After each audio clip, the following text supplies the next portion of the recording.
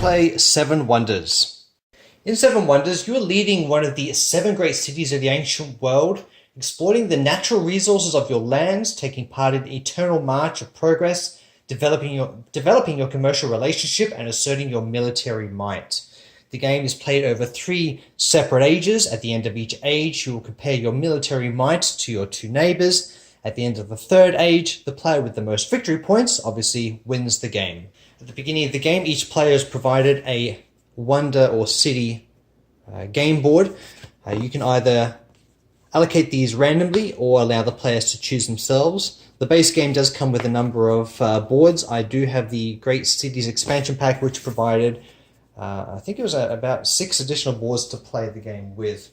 Each player is provided 3 coins to start the game off with and a deck of 7 cards from the Age 1 deck. 5, 6, 7. I'll quickly go through a round of how the game is played. It is quite a simple game to pick up and learn. At the beginning of each round, each player looks at the cards that they have in their hand. They choose one of the cards or one of the structures that they wish to play in their city. They would place that card down in front of them, place the remaining cards to their left. Once everyone has completed that, the cards are then revealed at the same time and then placed in front of your city. You would then pick up the next set of cards from your right, look at those, choose one of those cards, play it down, reveal at the same time, and so on and so forth, until you get to the point where you have just 2 remaining cards in your hand, at which point you would choose one of those cards to play in front of you, and then the remaining card gets discarded out of the game. That then signifies the end of Age 1, and then we would move on to Age 2, repeat the process. Once that's complete, move on to Age 3, repeat the process again for the 3rd time, and then that will signify the end of the game. So let's take a look at the different types of cards that are available for you to purchase. Before we do that, we'll look at the game board and the makeup of the game board here in front of us. You'll notice on each of the boards, each of the cities currently provide or generate one type of resource. So in the case of Alexandria here, for demonstration purposes, Alexandria produces glass. In your hand of cards, you'll find other type of resources that will be available for you to play in front of you as well. So in the case you're looking at the grey and the brown type of cards, so we have wood here. We also have an additional glass card here, which in my case I probably would not want to purchase.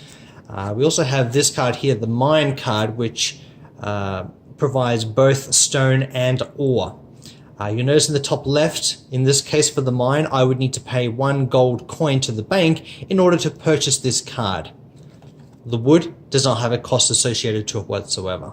All resource cards, once placed in front of you, then get placed in the top corner here, kind of going up in a diagonal fashion, so that both you and your neighbors can then see which resources your city is generating. The reason why your neighbors need to be able to see what resources you're generating is, for example, if you are trying to play a card where your city does not currently generate the resource. So in the case of this barracks card, there is a cost associated to this card of 1 ore. Because my city does not currently generate ore, I would then need to leverage my neighboring cities, the neighbor to my left or to the right, to then purchase the ore from their city for the cost of 2 coins for each ore icon required in order to purchase the card. So let's look at the other type of structures or cards that are available to purchase. So we'll go back to the military card here. So this the red military cards provide military might, which plays an important role at the end of each age, and we'll get to that shortly. So in this case, the barracks will provide 1 shield to your city.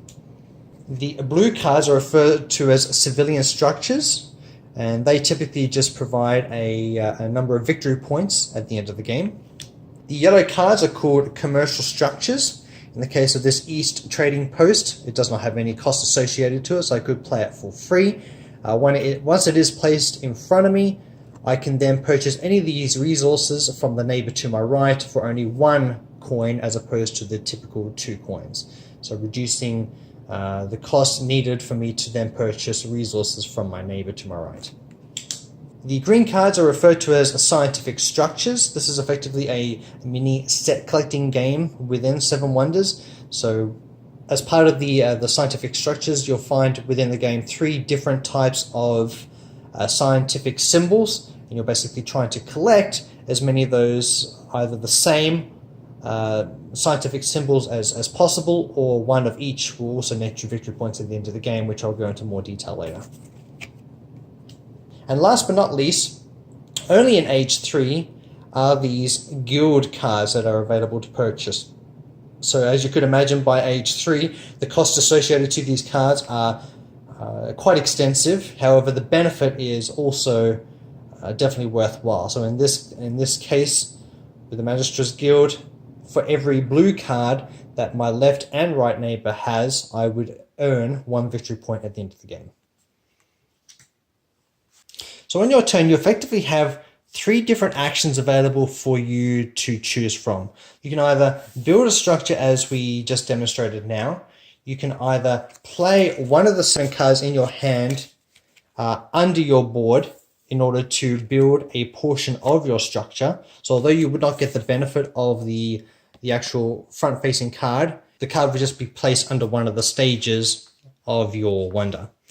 You do need to play the wonder from, you need to play the stages from left to right, so you're not able to skip, for example, this middle stage and build directly onto the 3rd stage. We have to go 1st, 2nd, 3rd. Bearing in mind when looking at the board here, each of the stages do have an associated cost typically, but at the same time, when the cost is played or paid, beg your pardon, and any card is placed underneath this stage, you would earn this benefit either at the end of the game when we are referring to victory points, or throughout the game if it nets you, for example, in this case, the ability to produce one of these resources on each round. It is not a requirement to complete your wonder at the end of the game. It just provides you another opportunity to change up your strategy, or to provide, in this case, either victory points or additional resources throughout the game to then further develop your city. Playing cards from your hand in this fashion does provide an opportunity for you to discard, I guess, one of the cards from your hand to avoid perhaps the next player to your left from getting a particular card that you think they may want that will only benefit them and allow them to generate more victory points. So kind of gives you that opportunity to disrupt their ability to earn those victory points as well. When you're building your wonder, you do not need to build each stage of the wonder in the 3 ages. You could potentially build 2 of the stages in Age 1, and then the 3rd stage in Age 3, or 1 in each, or all 3 stages in the 3rd age. The 3rd option is to also discard one of the cards for an additional 3 coins from the bank as well. Okay, so once you've finished the 1st age, we would then compare your military might to your neighbors. So in this case, for example, I have 1 shield associated to my city. The neighbor to my left, for example, has no shields, in which case they would receive a -1 token, and I would receive a +1 token. Say, for example, I have 1 shield here, and the neighbor to my right also has 1 shield.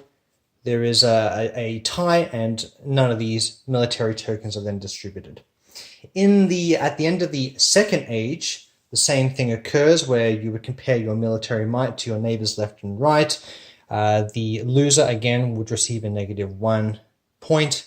At the end of the 2nd age, the winner of the conflict would win 3 victory points, and then at the end of the 3rd age, the winner would then win 5 victory points.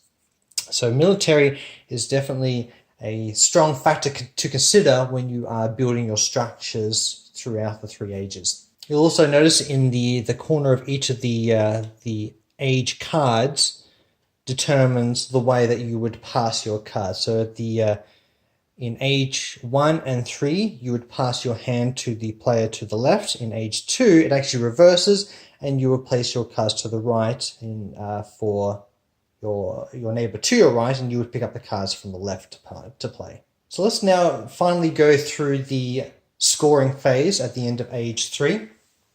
The game does provide this little handy-dandy notepad for you to use, and kind of goes through each of the elements. So obviously we start off with the red military phase, so you would just basically count up your tokens that are on your board, counting up the 1s, 3s, and 5s, minusing off any of the negative points that you received throughout each of the 3 ages. Any leftover coins that you have in reserve also count towards victory points. So 3 coins equals 1 victory point at the end of the game.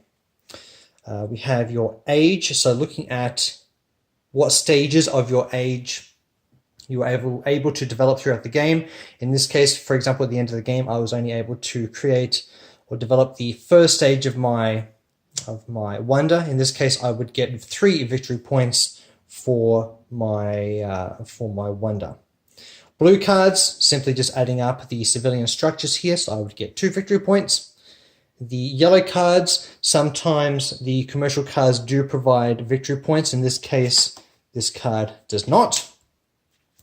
Your purple guild cards, so in this case I have this purple card or guild card here, where I would again get 1 victory point for each blue card that the neighbor to my left and right have developed in their city. And finally, the green scientific cards. So as we talked about earlier, there are 3 different symbols. If you only have 1 symbol, you would get just 1 victory point. If you have 2 of the same symbol, you would get 4 victory points. 3 of a kind gets you 9 points, and 4 of a kind gets you 16 points. If you were able to get 3 different types of symbols, you would then get 7 victory points at the end of the game, and you would accumulate that over all the different scientific green cards that you have in your city. Add up all the victory points, and obviously the person with the most victory points at the end of the game wins. So I'm sure you can tell there are definitely many ways in which you can win this game. So many different strategy options that are available depending on the way or the style of game that you want to play. Obviously a lot of replayability with the game based on the different types of boards that are available for you to try out, and the different strategy avenues that you can choose to follow based on the different types of cards that become available to you as the cards go around through each player. I've seen this game played many different ways. I've seen players win purely based on like a scientific structure development. I've seen players build up their civilian blue cards so much that they just annihilate the rest of us. Military obviously plays an important factor as you play through the different ages as well. So many different options available as you play through the game. So based on my experience with playing Seven Wonders, and I've played a lot of games of this, it is definitely a popular game within my gaming group. Here are some tips, I guess, on things to consider as you're kind of reviewing the cards in your hand and deciding which one to choose from. First one, obviously, resource management is definitely important, specifically early on in the game. If you don't have a lot of variety of different resources that your city is generating, you're going to be very limited as to the type of victory point generating style structures that will become available to you throughout the different ages. Obviously, you can complement that with the yellow commercial structures that do tend to provide that discount when you want to purchase other resources from your neighbors, where it will cost you 1 coin as opposed to the typical 2 coins. But at the same time, you don't necessarily want to rely on your neighbors either, but instead build up enough resources that you're comfortable in not limiting yourself from future card purchases. When you are looking to choose which card you want to purchase, one element that I didn't really go into a lot of detail on in the video was when it comes to the resource cost in the top left-hand corner of the card. In the case of this dispensary here, you'll notice that there is the cost, but at the same time there is another piece of information which indicates that if you already have, in this case, the apothecary card in front of or built in your city, you can actually purchase this card for free without having to require the resources that are next to it. The information in the bottom left also lets you know what cards will become available to you for free if you have this card in front of you already built. So that will kind of give you a bit of a heads up as to what cards will become available to you down the track if you purchase that particular card as well. So going back to the red military cards, obviously an important factor when developing your city. The key with the military cards is, yes, you want to be able to win the battles against your two neighbors, but at the same time, you don't want to spend a lot of time or a lot of plays on creating too much of a military impact, because at the end of each age, you're going to get the same number of victory points if you beat your neighbors by 2 points versus 5 points or 5 military shields. So it's a real balance in making sure that you have enough military there to obviously beat your neighbors, but not overdo it on the military cards. I guess is kind of where I'm getting at with that. So I guess when it comes down to it, Seven Wonders is effectively a game of delicate balance amongst all the different options that are available to you. It would be wise to suggest not to commit to one strategy too early on, based on observing what your neighbors are doing and how they're kind of progressing. You don't necessarily want to commit to the same strategy style as they are, because that will really limit the type of cards that will come your way. And I would probably suggest in this type of game as well, diversification is not something I would highly recommend as well. Try to commit to one type of strategy, whether it be the scientific route, supplemented perhaps by the military. Building up your civilian structures might be another option. Plus, of course, you'll also have your wonder option as well, and building up the 3 stages there to kind of complement your overall victory points as you progress through the game also. So overall, an A+ game, Seven Wonders, obviously has won a ton of awards. It's been around since 2011 at least. Highly recommend it. Great party game. Plays 3 to 7, I believe, so plenty of opportunity for bringing this game out with a larger number of people, and guaranteed you'll have a blast every time you play. If you have any other strategy ideas or tips or recommendations, please leave a comment below. We can start up that conversation. Please subscribe to the channel. Send it out to anyone else that you think may benefit from this instructional video, and I will speak to you soon. Thanks for watching.